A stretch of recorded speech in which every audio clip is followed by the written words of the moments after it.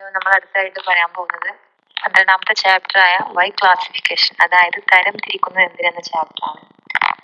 ഈ പിക്ചറിലോട്ട് നോക്കിയാൽ അറിയാം, ഒരുപാട് പച്ചക്കറികൾ ഇങ്ങനെ ഒരു ക്ലാസിഫൈ ചെയ്ത് വെച്ചിട്ടുണ്ട്. അതായത് ക്ലാസിഫൈ എന്ന് പറഞ്ഞാല് ഒരു കൂട്ടമായി വെച്ചിട്ടുണ്ട്. അത് അടുക്കി പെറുക്കി മാറാതെ രീതിയിൽ വെച്ചിട്ടുണ്ട് അല്ലെ.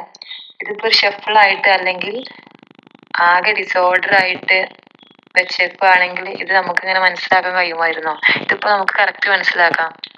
ഒനിയൻ ഏത് ഭാഗത്താണുള്ളത്, പൊട്ടാറ്റോ ഏതാ ഭാഗത്താണുള്ളത്, അതേപോലെ മധുരക്കിഴങ്ങ് അതായത് സ്വീറ്റ് പൊട്ടാറ്റോ ഏത് ഭാഗത്താണുള്ളത് എന്നിങ്ങനെയൊക്കെ മനസ്സിലാക്കാൻ കഴിയുന്നുണ്ട് അല്ലെ. ഇത് ആകെ ഒരുമിച്ചാണ് വെച്ചിരുന്നത്. നമുക്ക് ഇങ്ങനെ തരംതിരിക്കാൻ പ്രയാസമായിരുന്നു. ഇങ്ങനെ തരംതിരിക്കാനുള്ള ബുദ്ധിമുട്ട് പരിഹരിക്കാൻ വേണ്ടിയാണ് ക്ലാസിഫിക്കേഷൻ എന്ന അല്ലെങ്കിൽ തരംതിരിക്കൽ എന്ന ഒരു സംവിധാനം നമ്മുടെ ബയോളജിയിൽ കൊണ്ടുവന്നിട്ടുള്ളത്. അതായത് classification help to easy to identify any organism or any one. Okay, example ആയിട്ട് പറയുകയാണെങ്കിൽ ക്ലാസിഫിക്കേഷൻ ഓഫ് ദിസ് അനിമൽസ്, അതായത് ഈ രണ്ട് അനിമൽസ്, ഇതിൽ കാറ്റും ഉണ്ട് അതേപോലെ ഡോഗും ഉണ്ട്. ഈ രണ്ടിനെയും നമുക്ക് എങ്ങനെയാണ് ഐഡന്റിഫൈ ചെയ്യുക? നമുക്ക് എല്ലാവർക്കും കണ്ടാൽ തന്നെ അറിയാം ഇതാണ് കാറ്റ്, അതേപോലെ ഏതാണ് ഡോഗ് എന്ന്. അത് എന്തുകൊണ്ടാണ് നമുക്ക് അതാണ് കാറ്റാണ് ഡോഗാണെന്ന് മനസ്സിലാവാൻ കാരണം എന്നറിയോ? നമ്മൾ ഒറ്റയ്ക്ക് നോക്കും, നമുക്ക് അറിയാം എങ്ങനെയാവും ഡോഗ് എന്നൊക്കെ. അതിന്റെ ഫീച്ചേഴ്സ് കണ്ടാണ് നമ്മൾ മനസ്സിലാക്കുന്നത്. ഫീച്ചേഴ്സ് എന്ന് പറഞ്ഞാല് അതിന്റെ ഘടന, അതായത് എക്സ്റ്റേണൽ ഫീച്ചേഴ്സ്, അതായത് പുറംഭാഗത്തെ അറേഞ്ച്മെന്റ്സ് അല്ലെങ്കിൽ പുറംഭാഗത്ത് എന്തൊക്കെയാണ് അതിന്റെ മേലെ ഉള്ളത് എന്നതിന്റെ അടിസ്ഥാനത്തിലാണ് നമ്മൾ ഇത് മനസ്സിലാക്കുന്നത്. It is the grouping of object based on its similarities and difference, അതായത് ഒരു വസ്തുവിന്റെ സാമ്യതകളും വ്യത്യാസങ്ങളും അടിസ്ഥാനമാക്കിയുള്ള തരംതിരിക്കൽ. അങ്ങനെയാണ് തരംതിരിക്കുക. എന്തൊക്കെയാണ് തരംതിരിക്കാനുള്ള മാനദണ്ഡങ്ങൾ, അതായത് ബേസിസ് ഓഫ് ക്ലാസിഫിക്കേഷൻ എന്തൊക്കെയാണുള്ളത് നോക്കാം. നമ്മളെ എക്സാമ്പിൾ ആയിട്ട് പറയുകയാണെങ്കിൽ ഈ ഡോഗിന്റെ കേസിൽ എടുക്കുകയാണെങ്കിൽ തന്നെ നമ്മൾ എന്തൊക്കെയാണ് നോക്കിയത്? ഡോഗിന്റെയും കാറ്റിന്റെയും കേസിൽ എടുക്കുകയാണെങ്കിൽ ഇതിന്റെ എക്സ്റ്റേണൽ ഫീച്ചേഴ്സിൽ ഇതിന്റെ അതേ കളർ നോക്കാം, അതേപോലെ ഇതിന്റെ നോസ് നോക്കാം, അതായത് മൂക്ക് നോക്കാം, കണ്ണ് നോക്കാം, ചെവിയുടെ വലുപ്പം നോക്കാം, അതേപോലെ തന്നെ ഇവരുടെ ഹൈറ്റ്, സൈസ്, അങ്ങനെയൊക്കെ നോക്കാം. എക്സാമ്പിൾ പറയുന്ന സൈസ്, ഷേപ്പ്, ബ്യൂട്ടി, ഭംഗി നോക്കാം, അതേപോലെ കളർ, നിറം നോക്കാം, സ്പീഡ് നോക്കാം, അതേപോലെ ഡ്യൂട്ടി, എന്തൊക്കെയാണ് ഇവർ ചെയ്യുന്നതിന്റെ അടിസ്ഥാനത്തിൽ നമുക്ക് തരംതിരിക്കാം. അതേപോലെ ഷാർപ്പ് ഇൻസിസേഴ്സ്, അതൊക്കെ ഓരോന്നിന്റെ രീതികളാണ്. ചിലർക്ക് ഷാർപ്പ് ഇൻസിസർ ആവും, അല്ലെങ്കിൽ ഇവർക്ക് ഇൻസിസർ ഉണ്ടാവില്ല. അങ്ങനെ ഓരോ ഏതൊക്കെ രീതിയിലാണോ ക്ലാസിഫൈ ചെയ്യാൻ കഴിയുക എന്നതാണ് നോക്കുന്നത്.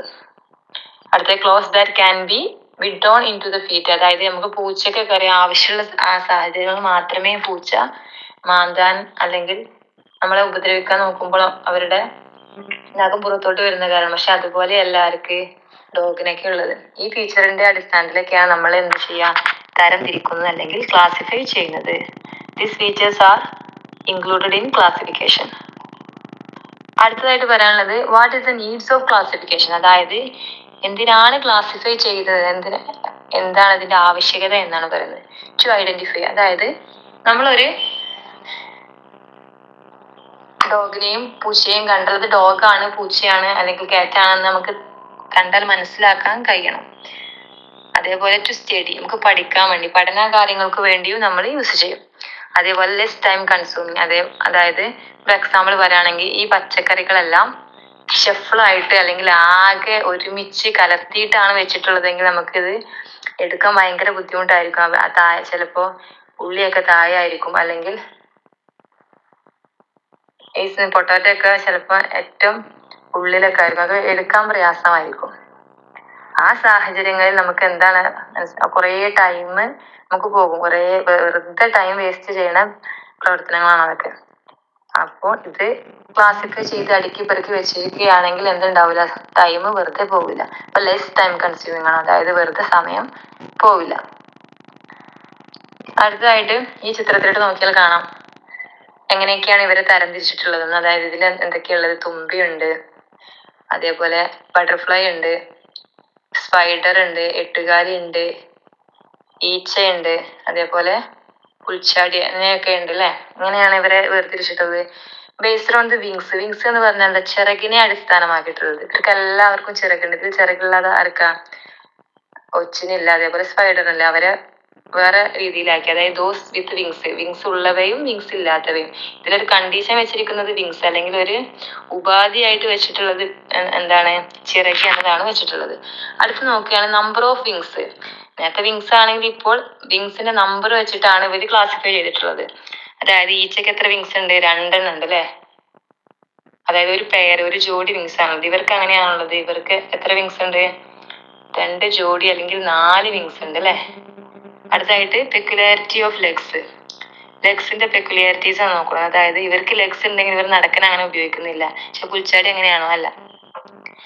അപ്പൊ അതായത്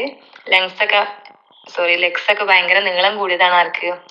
പുൽച്ചാടിക്ക്. പക്ഷെ ഇവരുടെയൊക്കെ ചെറിയ ലെഗ്സ് ആണ്. അങ്ങനെയാണ് ഇവിടെ ക്ലാസിഫൈ ചെയ്തിട്ടുള്ളത്. അടുത്തതായിട്ട് പെക്യുലാരിറ്റി ഓഫ് വിങ്സ്. ഇവരുടെ കേസിൽ നോക്കുകയാണെങ്കിൽ വിങ്സ് രണ്ടുപേർക്കും പെയർഡ് ആണെങ്കിലും 2 പെയർഡ് ആണെങ്കിലും പക്ഷെ ഇതിന്റെ അറേഞ്ച്മെന്റ്സ് ഒക്കെ ഡിഫറൻസ് ആണ് അല്ലെ. ഇവിടെ ഭയങ്കര ജോയിൻ ചെയ്ത് അടുത്തിട്ടാണ് ആരുള്ളത്? ബട്ടർഫ്ലൈൻ്റെ ഉള്ളത്. പക്ഷെ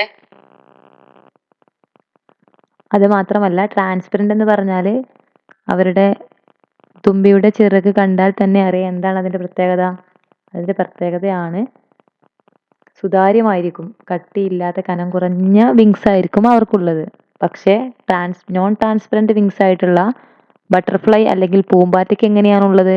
അത് ഭയങ്കര കട്ടിയുള്ളതും അപ്പുറത്തേക്ക് കാണാത്ത രീതിയിലുമുള്ള ചിറകുകളാണ് കാണപ്പെടുന്നത്. തുമ്പിക്ക് എന്താണുള്ളത്? Transparent wings, and the butterfly have known transparent wings. Okay.